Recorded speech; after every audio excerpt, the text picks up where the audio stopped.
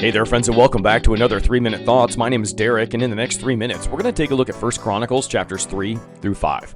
Now, again, a lot of names, and it may seem like it's all just a bunch of ridiculous stuff that nobody needs to know about, but these are great demonstrations of the meaningful purpose that God has for our lives, His faithfulness throughout human struggle, and even some surprising side notes as far as to how He operates in our world.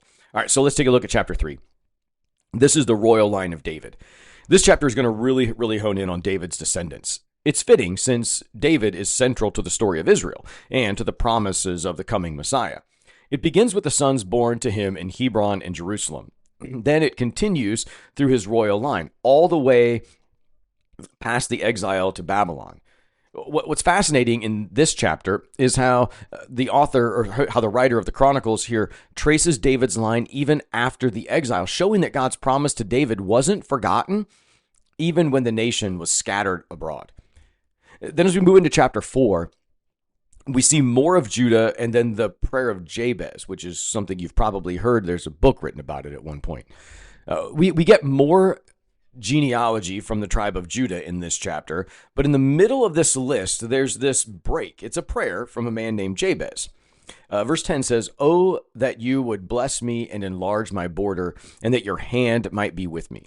So actually, if you read on and look throughout this and know the history, God answers this prayer. It's a powerful reminder that even in a long list of names, something seemingly mundane and pointless, God sees an individual heart. The rest of the chapter lists other descendants and some who expanded territory, showing how God's promises were unfolding through faithful living and God's blessings. Then in chapter 5, as we close out our time together here this morning, this chapter focuses on the Transjordan tribes, those on the other side of the Jordan, those who settled east of the Jordan River. First up is the tribe of Reuben. This is the firstborn of Jacob. But there's a bit of a twist. Reuben lost his birthright because of sin. He slept with his father's concubine. We won't go there too much. So it was then transferable to Joseph's sons. So we read about Gad then, and half-tribe of Manasseh. These tribes were strong warriors, and they were super successful in battle, but only when they trusted God. Verse 20 says, "They cried out to God in the battle, and He granted their urgent plea because they trusted Him."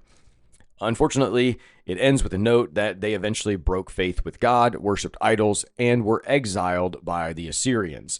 Success with God isn't about strength or strategy, it's about trust and obedience. Maybe that's what we should end with today. Trust and obey. There's no better way. Be well, friends.